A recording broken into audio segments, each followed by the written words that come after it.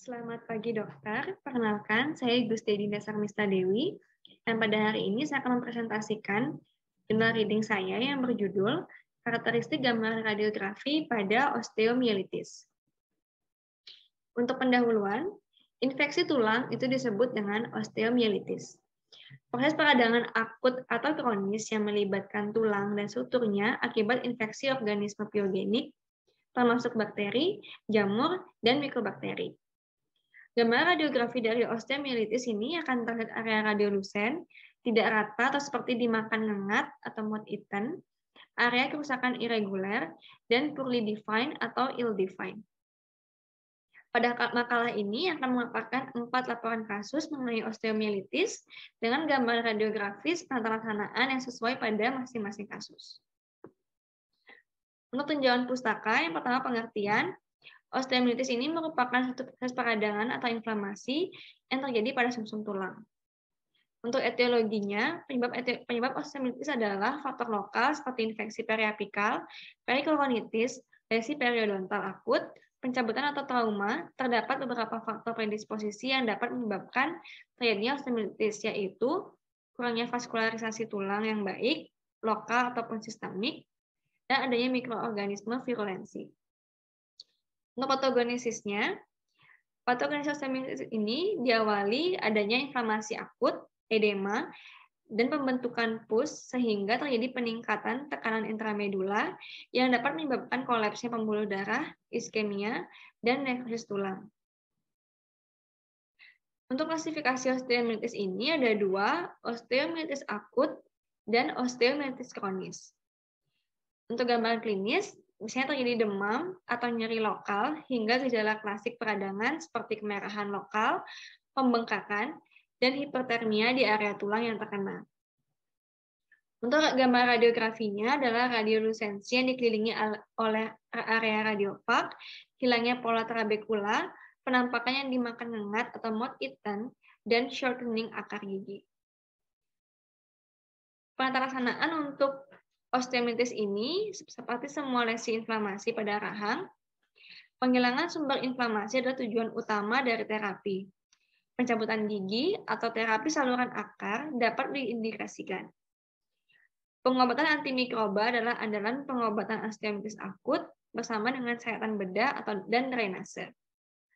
Untuk laporan kasus, untuk kasus yang pertama, seorang anak perempuan berusia 8 tahun datang dengan keluhan pembengkakan parah dan asimetri wajah pada regio molar mandibula kanan. Pasien mengatakan pembengkakan akibat infeksi 3 bulan sebelumnya. Pasien mengkonsumsi antibiotik tapi tidak berhasil. Pada pemeriksaan intraoral, gigi molar pertama rahang bawah ditemukan memiliki karies yang dalam dan mobilitas negatif. Pemeriksaan radiografi mengungkapkan rongga karies yang dalam dan daerah radiolusen di daerah apikal pada gigi molar pertama rahang bawah kanan. Metode pengobatan yang paling tepat adalah dianggap sebagai pencabutan gigi. Untuk laporan kasus yang kedua, seorang perempuan berusia 16 tahun datang dengan keluhan pembengkakan parah dan asimetri wajah di sebelah kiri daerah premolar mandibula. Secara radiologis terdapat karies yang dalam, kavitas ditemukan pada premolar kedua mandibula kiri gigi, sementara daerah radiolusen ditemukan di daerah apikalnya. Ketika semua temuan ini dievaluasi, disimpulkan bahwa tensi patologis adalah osteomyelitis.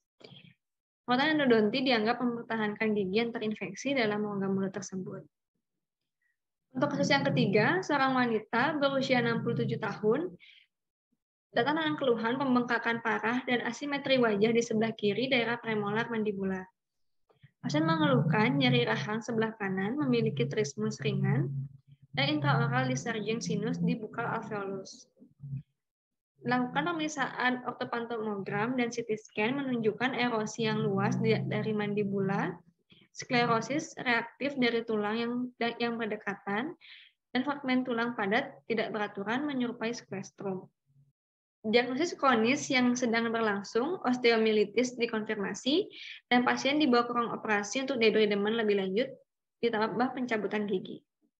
Selanjutnya, untuk laporan kasus yang keempat, seorang wanita berusia 88 tahun mengalami mobilitas mandibula kiri, pembengkakan jaringan di sekitarnya, dan nyeri setelah menerima penempatan implan di rahang atas dan bawah untuk overdenture. Jenis radiologis, pemeriksaan mengungkapkan lesi radiografi, garis fraktur diamati di sekitar implan yang diangkat, dan osteomielitis didiagnosis karena fraktur mandibula. Selanjutnya adalah interpretasi pada kasus 1. Untuk area 1, missing teeth 75-85 persistensi, impaksi tidak ada, kondisi mahkota, terdapat gambaran radiolucen pada oklusal dari enamel sampai atap pulpa pada gigi 46. Kondisi akar dalam batas normal, kondisi alveolar crest bifurkasi dalam batas normal. Kondisi periapikal, terdapat gambaran radiolucen berbatas diffuse berukuran 1x2 mm pada akar mesial gigi 46. Area 2, maksila sinus nasal, terdapat gambaran radiopak berbatas jelas menyerupai gigi pada area gigi 17, 13, 23, 27. Area 3, mandibula, terdapat gambaran radiolucen tidak teratur atau mouth eaten appearance pada sisi kanan mandibula memanjang di bawah aspek mesial gigi 44 hingga mesial gigi 33. Dengan ukuran kurang lebih 4x2 cm, berbentuk irregular dengan batas tidak tegas atau ill-defined. Terdapat gambaran radiopak berbatas jelas menyerupai benih gigi pada area gigi 33, 34, 37, 43, 44, 45, 47. Area 4, temporomandibular joint, bentuk kondilus fossa eminentia simetris, bentuk kondilus dextra dan sinistra round, posisi kondilus dextra dan sinistra terletak pada fossa glenoidalis. Area 5 tidak dapat diinterpretasikan, kesan terdapat kelainan pada area 1, 2, dan 3. Untuk radiodiagnosisnya, osteomielitis, dan akses periapikal et causa pulpitis irreversible gigi 46.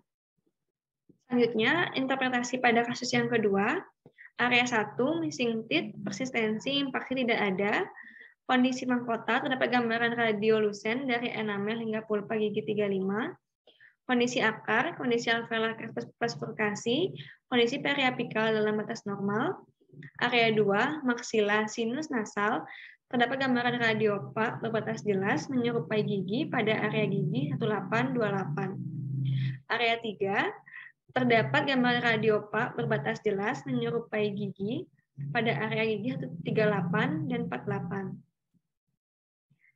Terdapat gambaran radiolucen tidak teratur atau mouth eaten pada seluruh bodi mandibula, ukuran kurang lebih 3x2 mm, berbentuk irregular dengan batas tidak tegas atau ill-defined, serta terdapat gambaran garis radiolucen dan garis radiopak berselang-seling atau onion skin.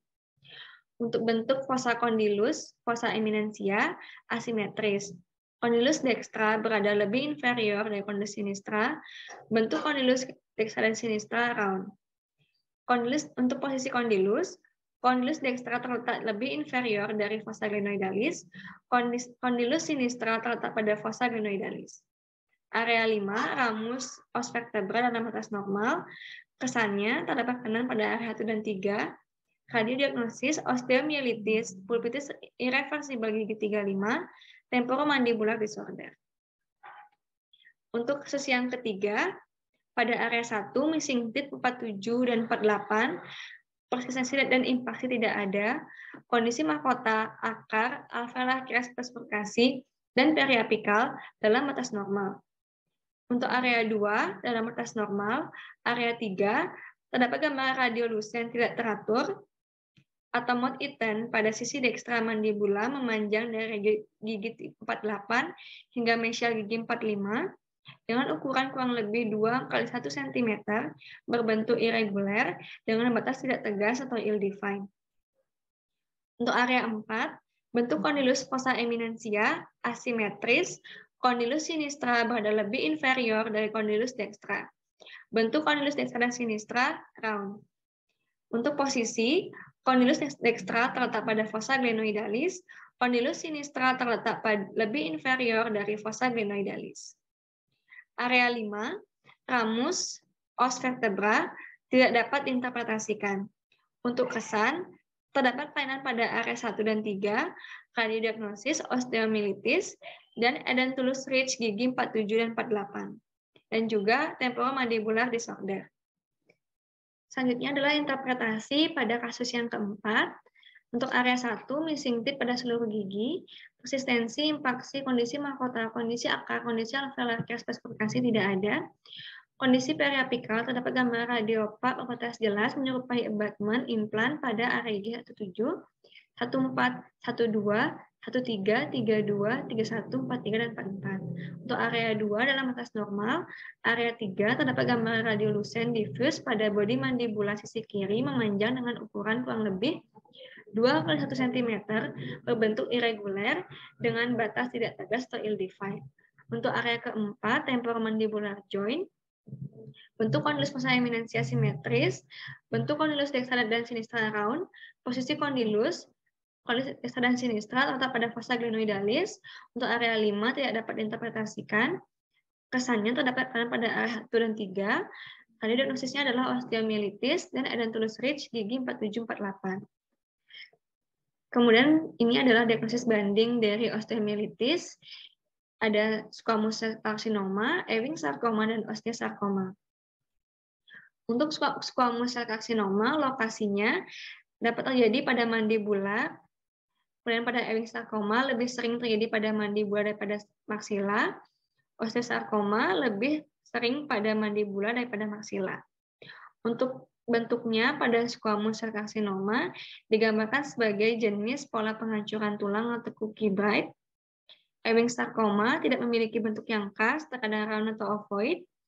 Osteosarcoma, tulang yang tampak granular atau sklerotik, cotton atau honeycomb. Tepi atau outline-nya pada squamous cell carcinoma ill-defined, Ewing sarcoma ill-defined dan tidak terkortikasi, osteosarcoma ill-defined. Untuk internalnya pada squamous cell carcinoma radiolucent, kadang terdapat small island pada sentral radiolucent.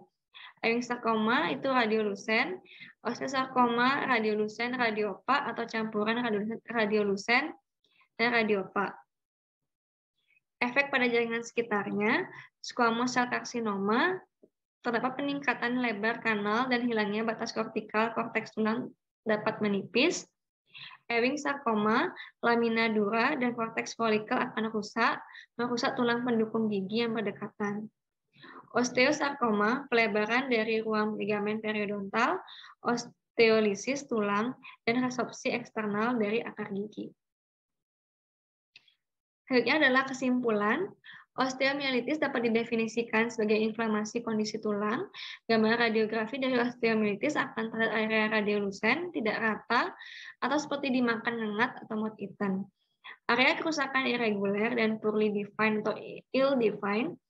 Terlihat adanya squestra radiopak kecil dari tulang mati, kadang-kadang disertai radiolusensi. Selain itu, terlihat pembentukan tulang superiosteal baru, biasanya di luar area nekrosis, khususnya sepanjang lower border mandibula. Pemberian antibiotik dini dengan diagnosis yang akurat adalah pendekatan terbaik untuk pengobatan osteomyelitis. Baik, sekian dokter presentasi dari saya. Saya mohon maaf apabila ada kesalahan. Akhir kata saya ucapkan terima kasih.